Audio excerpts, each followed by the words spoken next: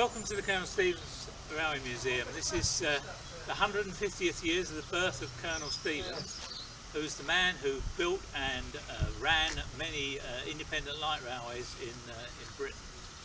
He specialised in keeping these lines independent from the main lines, and so was thought to be rather special.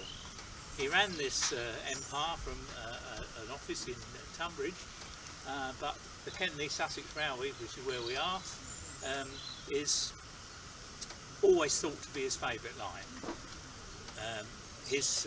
When we resurrected the line, we started to assemble a lot of artefacts to do with all 16 lines that the Colonel ran, and the museum is devoted to this.